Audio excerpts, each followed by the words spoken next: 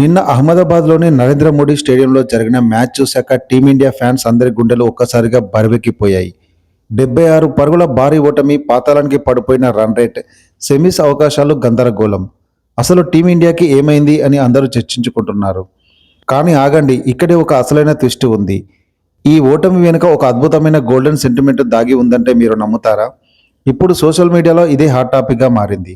మనం ఒకసారి కాలచక్రాన్ని 15 ఏళ్ల వెనక్కి, అంటే 2011 వన్డే వరల్డ్ కప్లోకి తీసుకెళ్దాం. అప్పుడు ధోని సేన కప్పు ముద్దాడడానికి ముందు సరిగ్గా ఇవే పరిస్థితులు ఎదురయ్యాయి. ఆనాడు కూడా భారత్ ఆతిథ్య దేశం. ఇప్పుడు 2026లోనూ మనమే హోస్ట్ చేస్తున్నాం. ఈ టోర్నీలో టీమిండియా అజేయంగా దూసుకుపోతూ కేవలం ఒక్కటంటే ఒక్క మ్యాచ్లో మాత్రమే ఓడిపోయింది. అది ఎవరి చేతిలో అనుకుంటున్నారు? సేమ్ టు సేమ్ ఈ దక్షిణాఫ్రికా చేతిలోనే.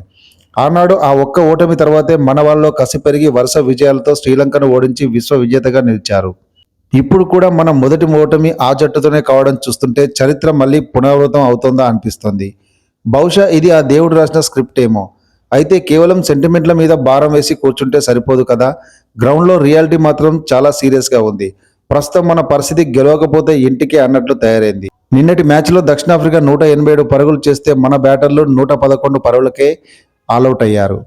ఇప్పుడు మన రన్ రేట్ మైనస్లోకి వెళ్ళిపోయింది. సెమీస్ రేసులో నిలవాలంటే రాబోయే జింబాబ్వే మరియు వెస్టిండీస్తో జరిగే మ్యాచ్లో మనం అద్భుతాలు చేయాలి.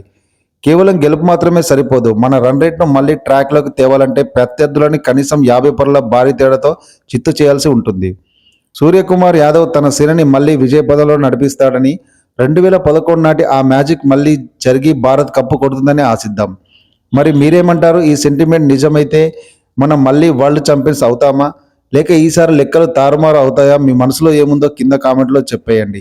ఇలాంటి ఇంట్రెస్టింగ్ క్రికెట్ అప్డేట్ కోసం మన ఛానల్ను సబ్స్క్రైబ్ చేసుకోవడం మర్చిపోకండి.